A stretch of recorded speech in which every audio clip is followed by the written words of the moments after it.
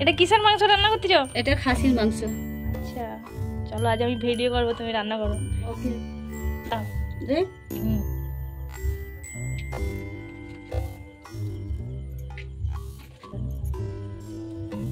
লবঙ্গ দিয়েছি, দারুচিনি দিয়েছি, এলাচ দিয়েছি, এক কথায় গোটা গরম মশলা। গোটা গরম মশলা দিয়েছি, তার সাথে দুটো বাঁশপাতা। তেজপাতা দিচ্ছি, বাঁশপাতা তেজপাতা, লবণ দিয়েছি মাংসতে যাতে তাড়াতাড়ি লবণটা ঢুকে। তেলটা গরম হয়ে গেছে, পেঁয়াজ কুচি দিচ্ছি।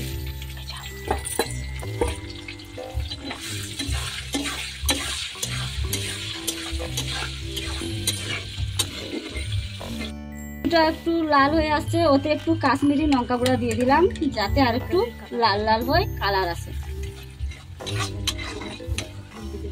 পেঁয়াজকে ভালো করে ভেজে নেব। লাল হয়ে চলে এসছে, তাতে যে মটনটা ধুয়ে পরিষ্কার করে রেখেছিলাম ওটাকে এখন দিয়ে একটু একটু করে দিয়ে ভালোভাবে নাড়াচাড়া করছি।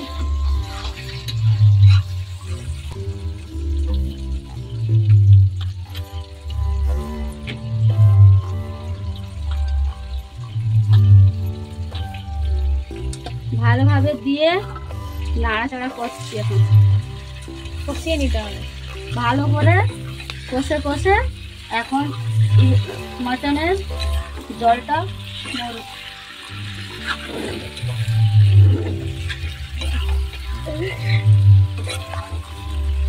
এটা দিয়ে একটু নাড়িয়ে কিছুটা 2 মিনিট বা 5 মিনিট এখন ওনাকে ঢাকনা দিয়ে রেখে রাখছি। 5 মিনিট হয়ে গেছে, ঢাকনা খুলে এখন ভালো করে নিয়ে নিতে হবে। পেঁয়াজ লাল হয়ে গেছিল, তার উপরে যে মাটনটা দিয়েছিলাম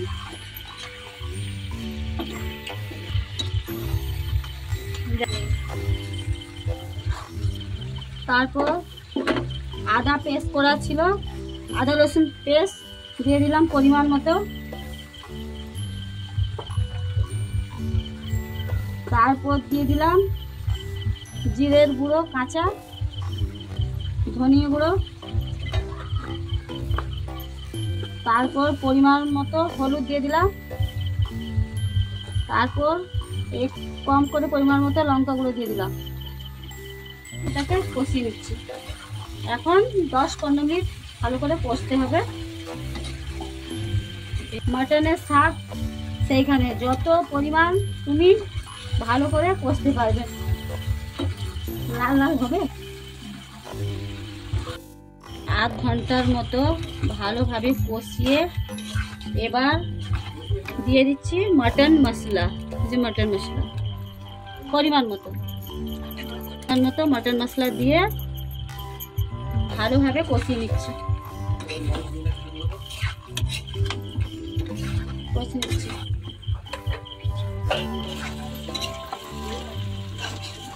কষিয়ে জিরের গুঁড়ো পরিমাণ মতো দিয়ে দিচ্ছি।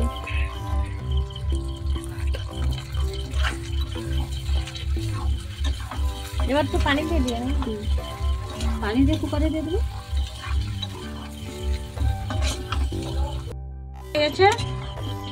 কড়াই একটু টাইম লাগবে, তাই জন্য এখন কুকারে দিয়ে সিটি 2-3টা হয়ে গেলে আপনি সিদ্ধ হয়ে যাবে।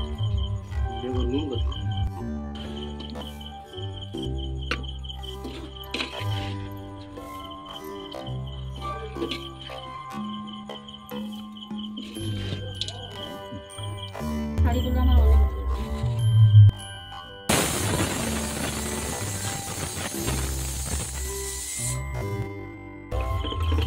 ভাতটা দেখি, ভাতের উপরে যাওয়া